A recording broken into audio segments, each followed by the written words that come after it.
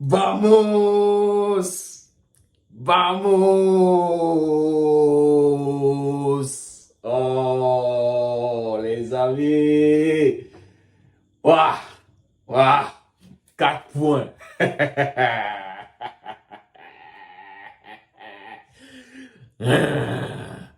Merci Kylian Balthazar.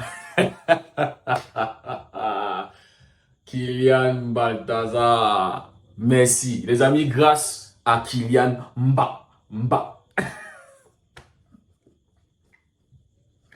grâce à Kylian, le Barça est actuellement rassuré d'être premier. De garder ça.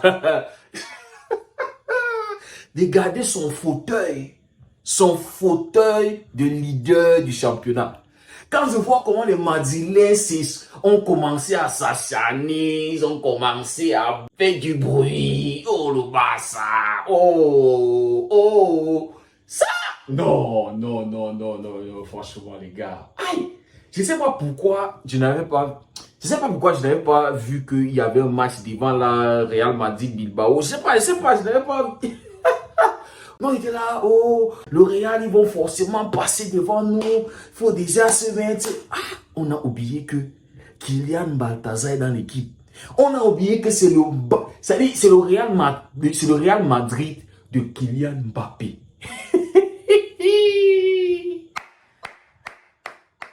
Merci Kylian. Merci. C'est-à-dire les hommes clés de ce match. Premièrement, Kylian Balthazar. Deuxièmement, Federico Valverde. Franchement, s'il n'y avait pas Valverde, si Valverde n'avait pas joué ce match, Bilbao n'allait pas gagner. Mon frère, le petit pont, tu es presque le dernier défenseur, tu veux mettre le petit pont. C'est quel... Ça dit, tu es tellement... parce que tu te crois madrilène, tellement de suffisance, tellement d'orgueil, tellement... Parce qu'on porte le maillot blanc. Tu te crois où? Tu as 100 mamesses, mon petit. Peut-être tu aurais reçu ton petit pont à Santiago Bernabéu. Mon petit, vous êtes dans un match nul. Vous êtes en train de chasser la victoire. Toi, tu as un ballon. Fais une passe simple. Non, tu veux faire le petit pont. Tu simplifies, tu minimises celui qui est devant toi. Tu veux faire le petit pont pour faire la passe. Ça dit, il veut faire la passe à son player. Il veut faire la passe en tant que petit pont. Voilà. Donc, les amis, pour moi, voilà les deux hommes clés de ce match. Kylian et Federico Valverde. Kylian s'est dit, je ne sais pas les gars, je ne sais pas. Est-ce que Kylian Mbappé peut aujourd'hui s'asseoir à la table de Vinicius? Ça dit, les Français, ils ont passé le temps à mettre Kylian sur la table de Messi, de Cristiano Ronaldo, de tous ces joueurs-là qui, à eux tout seuls, étaient capables de changer le cours d'un match. Si vous avez vu Newcastle Liverpool qui s'est joué aujourd'hui là, Salah un doublé. Et Liverpool était à 2 doigts de gagner ce match si ce n'était pas l'erreur de leur gardien qu'il est. Liverpool a passé son temps à courir derrière le score. Mohamed Salah qui marque le 2-2 et qui marque le 3-2. Et là, Liverpool s'est dit non, ils ont fait le plus dur, ils vont gagner. Et puis l'erreur du gardien, il juge. C'est-à-dire pour lui, il s'est dit que le ballon va sortir alors qu'il pouvait récupérer le ballon, il ne le fait pas. Et derrière, il y a égalisation. Mais les amis, ce que je veux faire ressortir, c'est Mohamed Salah qui est capable de faire la différence, qui est capable de te claquer des buts quand ton équipe en a besoin. C'est-à-dire, si ce n'est pas l'erreur du gardien, Mohamed Salah rapporte les 3 points à Liverpool. Mais Kylian, aujourd'hui, il n'y a pas Vinicius, il n'y a pas de danger, il n'y a rien. C'est-à-dire, le match est fade. Il faut attendre jusqu'à l'heure de jeu pour voir un petit cadré du Real Madrid. Une occasion. 1 heure, on joue 1 heure de temps. C'est là où le Real Madrid a la première occasion tir pour une fois. C'est-à-dire, c'est là où le gardien réussit à stopper un tir du Real Madrid. Et je crois que c'était Rodrigo. J'ai dit, Mbappé, est-ce qu'il peut s'asseoir à la table de Vinicius aujourd'hui? Est-ce qu'il peut le faire, les gars? Parce que voici 4 semaines ou 3 semaines où Vinicius ne va pas jouer. Voici déjà 3 matchs. Et Kylian, franchement, face à Liverpool, tu ne fous rien. C'est-à-dire, tu es nul. Tu es invisible. Et puis, Lucas Vazquez entre, il obtient un penalty, on te donne. C'est-à-dire, les Madrilènes, toute cette première partie de la saison, ils ont passé le temps à travailler pour Kylian. Et là, ils sont en train de perdre des points, ils sont en train de se ridiculiser. C'est-à-dire, Lucas Vazquez obtient un penalty. Mbappé Tu es là, tu n'as rien foutu, on te donne le penalty. Frérot, on t'a signé au Real, pourquoi? C'est pour les grands matchs, c'est pour les moments où le Real Madrid a besoin des points. C'est pour les moments où le Real Madrid est dos au mur. Les matchs compliqués comme ça, où tu as un coéquipier qui va obtenir un penalty et puis toi, le grand Kylian Mbappé, c'est lui qui a terrorisé Messi en finale de Coupe du Monde. C'est lui qui a déjà remporté la Coupe du Monde. C'est lui qui a marqué plus de 200 buts avec le PSG. C'est lui qui est soi-disant sur la table de Messi et de Cristiano Ronaldo. On a besoin de toi pour remettre le Real Madrid dans le match. C'est-à-dire tu as un penalty, tu rates le penalty. Face à Leganés, ce week-end, je crois que c'était Leganés si je ne me trompe pas les gars, il y a penalty et Balthazar a refusé de tirer le penalty. Aujourd'hui, il y a penalty et le gars, il veut montrer que oui, je suis un homme des grands matchs. Oui, c'est Atlético Bilbao. Donnez-moi ça, donnez. Ce n'est pas toi qui obtiens le penalty, frérot. Vous êtes mené, c'est-à-dire la même situation, le même scénario. Vous êtes mené 1-0. Rudiger. C'est-à-dire il faut parler aussi du match de Rudiger. C'est-à-dire Rudiger est plus dangereux offensivement que Mbappé. C'est-à-dire Rudiger est capable d'obtenir un penalty, est capable de mettre une défense en danger, c'est-à-dire est capable de préoccuper une défense plus que Kylian Mbappé. Est-ce que c'est normal? Comment vous expliquez ça? Rudiger, un autre défenseur. La fois passée, c'était Lucas Vazquez qui obtient le penalty, un défenseur. Aujourd'hui, c'est un défenseur encore qui obtient un penalty. Balthazar, il prend le penalty. Avec la peur. Je ne sais pas si c'est la peur. Je ne sais pas si c'est le manque de confiance. Je ne sais pas si c'est quoi, mais je vous avais dit que le karma.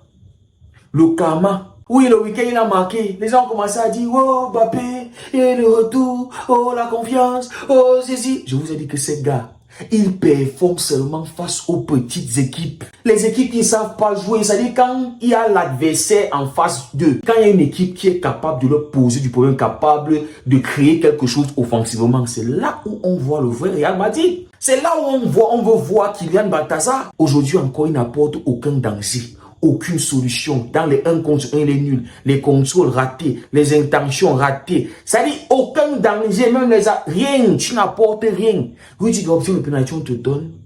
Et tu fais l'effort de mal tirer ton penalty. Ça dit tu as rendu tous ces deux gardiens-là des gardiens de... Voilà. Franchement, les amis, qu'est-ce qu'il faut pour remettre Kylian Mbappé en confiance?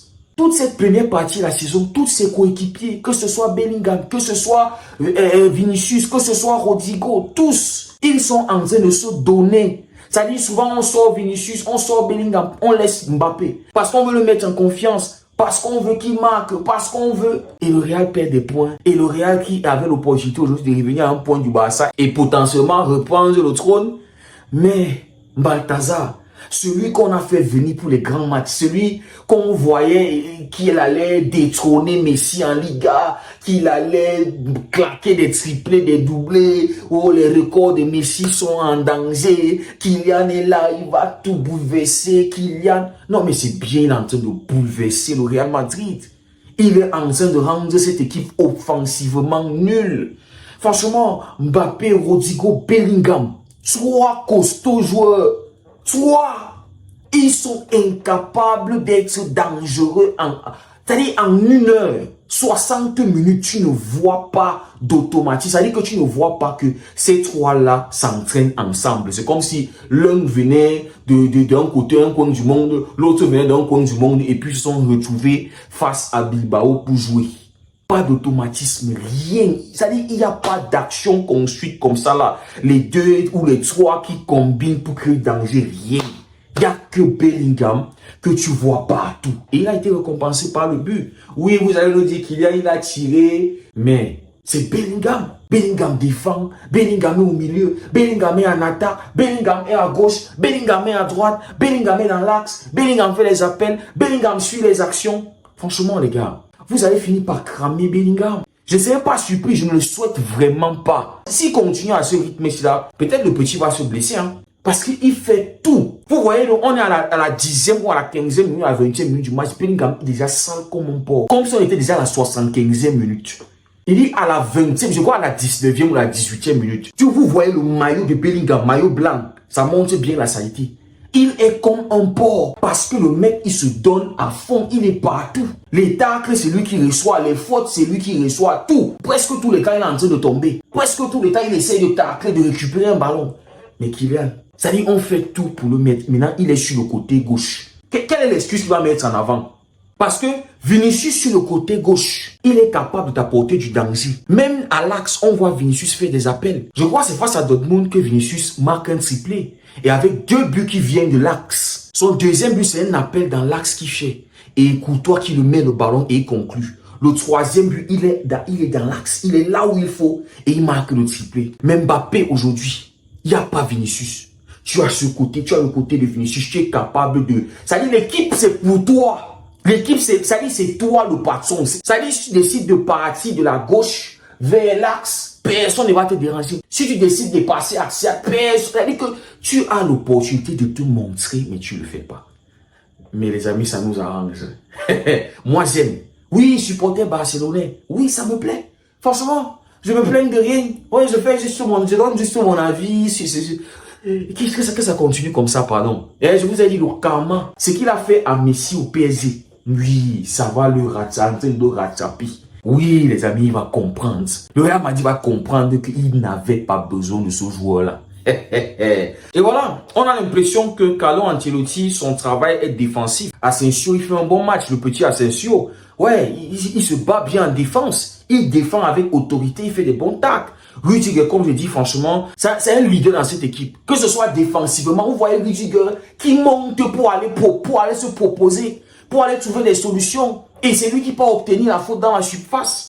Fran Garcia de l'autre côté, franchement, le gars, il joue avec la peur dans les jambes. Mais voilà, c'est ça Fran Garcia. Dans les petits, en fait, c'est ça le Real Madrid. Dans les petits matchs, tous ces petits peureux-là, ces vauriens-là, on les voit, ils s'illustrent. C'est-à-dire, on les voit, ils font des bons matchs. Et les Madridiens ne vont pas, ils vont venir nous casser les oreilles. Mais quand c'est des grands matchs-là, quand ils ont des vrais joueurs devant eux, non, disparition. Moi, Nico Williams, il ne m'a pas plu, hein. Ça dit, tu ne peux pas jouer face à Vasquez. Tu as vu la misère que Rafinha a mis à Vasquez. Et toi, tu joues face à Vasquez et Vasquez est presque tranquille. À aucun moment, je t'ai vu mettre Vasquez en danger. Nico Williams, je ne suis pas entièrement satisfait de son match, les gars. Moi, je m'attendais à avoir au minimum une passe décisive. Même son frère de l'autre côté là. Hein? Trop de déchets. Ça dit, cette équipe, trop de déchets. Dans les premières minutes, ils ont commencé à mettre une certaine intensité, à inquiéter le Real. Je me disais que voilà, les gars, c'est bon. Mais tellement de déchets techniques, des mauvais contrôles, des mauvaises prises de décision, des trucs. Je me disais que hey, les gars, c'est pas ça. Hein, vous avez fait le Real Madrid, là, ils vont marquer. Peut-être c'est eux qui vont ouvrir le score. Et ça va être difficile. Parce que les petits trucs qu'ils essayaient un peu de créer, Bilbao, ils ne concrétisaient pas devant. En premier temps, ils ont eu une grosse occasion. Je crois que c'était une grosse occasion. Où il y a une talonnade de Iñaki Williams. Et celui qui est derrière lui ne réussit pas à cadrer, mais le ballon au-dessus de la base. Je dis, mais frérot, est-ce qu'on fait ça? Voilà une occasion de marquer, tu ne le fais pas. Mais bon, les amis, ils ont su marquer. Voilà, merci à Valverde. Merci à Kylian Mbappé. Voilà les gars, ça fait énormément plaisir. Et comme d'habitude, on va faire entrer le Bobby Charlton quand le bateau est en train de couler, quand rien ne va plus, comme face à Liverpool. Qu'est-ce que vous voulez? Qu'est-ce que le Charlton il va faire?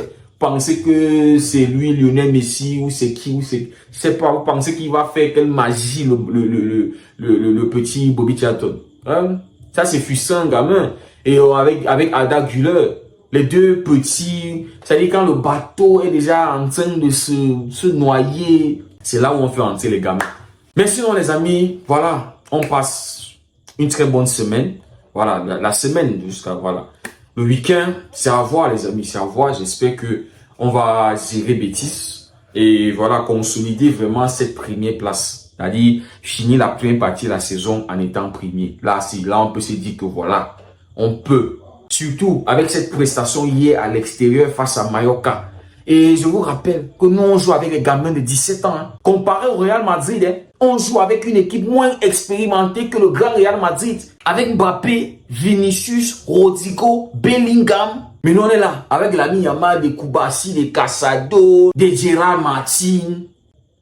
Les amis, merci beaucoup d'avoir suivi la vidéo. On se dit à très bientôt. Dites-moi ce que vous en pensez en commentaire et que Dieu vous bénisse.